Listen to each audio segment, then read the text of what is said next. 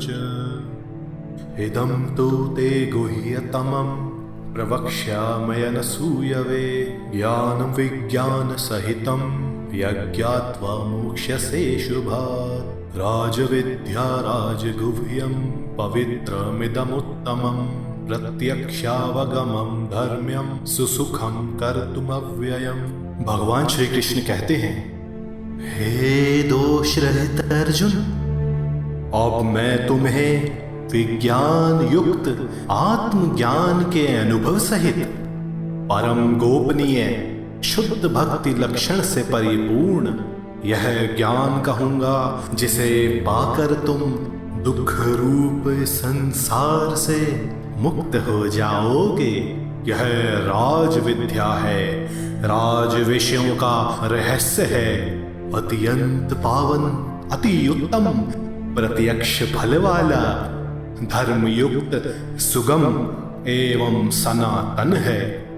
भगवान श्री कृष्ण यहाँ पर बताते हैं कि अब वो ऐसे गहन ज्ञान की घोषणा करने जा रहे हैं जो कि परम रहस्य, सभी विज्ञान सहित सभी विधाओं का राजा, अति पवित्र एवं अविनाशी है। यह ज्ञान ही मुक्ति की ओर ले जाने वाला परम सत्य है। अश्रद्धदान पुरुषा धर्मस्यास्य परन्तप प्राप्य मां निवर्तन्ते मृत्यु संसार वर्त्मनि मया ततमिदं सर्वं जगदव्यक्तमूर्तिना मत्स्थानि सर्वभूतानि न चाहं तेष्वस्थितः। हे परन्तप, इस उपयुक्त धर्म में श्रद्धा रहित पुरुष मुझको न प्राप्त होकर मृत्यु रूप संसार चक्र में भ्रमण करते रहते हैं। यह समस्त ब्रह्मांड मेरे द्वारा मेरे अव्यक्त रूप में व्याप्त है। सभी प्राणी मुझ में विद्यमान हैं, किंतु मैं उनमें स्थित नहीं हूं। श्री कृष्ण यहाँ पर बताते हैं कि आत्मज्ञान से ही परम शांति, अमृतत्व और शाश्वत आनंद प्राप्त हो सकता है। जो व्यक्ति इस ज्ञान में श्रद्धा नहीं रखता, वह मृत्युलोक पथ पर आरूढ़ अज्ञानी अवश्य ही कष्ट सहता है। आगे श्री कृष्ण कहते हैं कि समस्त जगत में अव्यक्त रूप में ब्रह्म ही स्थापित हैं, किंतु ब्रह्मा का कोई आधार अथवा मूल नहीं है।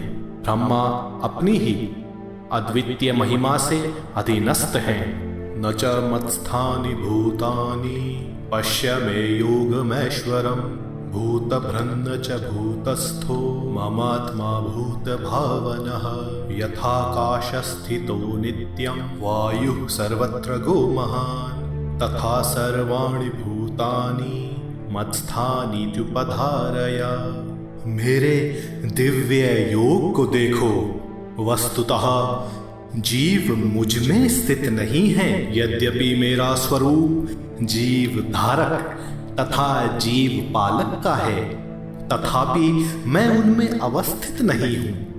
जिस प्रकार सर्वव्यापी प्रचंड वायु आकाश में सर्वत्र ही स्थित है, उसी प्रकार समस्त प्राणी मुझ में स्थित हैं, ऐसा जानो।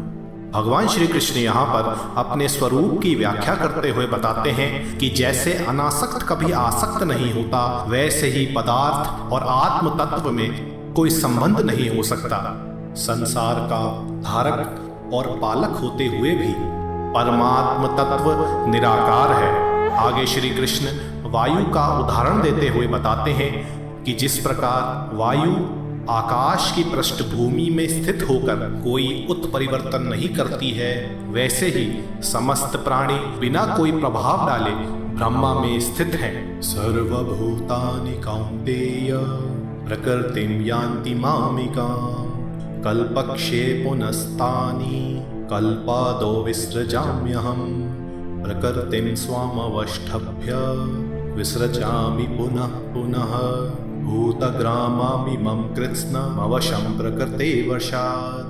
हे कौन्तेय, प्रातः काल में समस्त प्राणी मेरी अपरा निकृष्ट प्रकृति को प्राप्त होते हैं, अथवा आगामी कल्प में मैं पुनः उनका सृजन करता हूँ। अपनी त्रिगुणात्मिका प्रकृति को अनुप्रणित कर मैं इस स्वभाववश अविद्यादि दोषों से परवश समस्त जीव समूह को पुनः पुनः उनके कर्मों के अनुसार रचता हूँ। भगवान श्री कृष्ण यहाँ पर बताते हैं कि समस्त प्राणी इस जगत के आदि सृजन में त्रिगुणात्मक प्रकृति अनुसार यानी सत्व, रजस एवं तमो गुणों से युक्त अस्तित्व में आते हैं। फिर महाप्रलय काल में सभी प्राणी प्रकृति में ही विलीन हो जाते हैं। यह समस्त प्रक्रिया ब्रह्मा जी के एक दिन और एक रात के अंतर्गत होती है, जिसे एक कल्प कहते हैं, जिसके अंदर 1000 युग होते हैं। न च मां तानि कर्माणि निबद्धन्ति धनंजय उदासीनवदासीनमसक्तं तेषु कर्मसु मयाध्यक्षेण प्रकृतिः सूयते सचराचरम् हेतुनानेन कौन्तेय जगद्विपरिवर्तते। हे धनंजय, उन कर्मों से अनासक्त और उदासीन के सदृश स्थित मुझ परमात्मा को वे कर्म नहीं बांधते। हे कौन्तेय, मेरी अध्यक्षता में इस प्रकृति के द्वारा इस चेतन जगत की संरचना होती है एवं संसार चक्र परिभ्रमण करता है। श्री कृष्ण यहाँ पर बताते हैं कि एक योगी की अपने कर्तव्य के प्रति उदासीनता एवं अनासक्ति ही उसकी मुक्ति का साधन है। ठीक उस प्रकार जैसे परमात्मा की विशिष्ट क्रिया रहित उपस्थिति में सृष्टि अपने मूल कारण प्रकृति से चराचर चलती रहती है।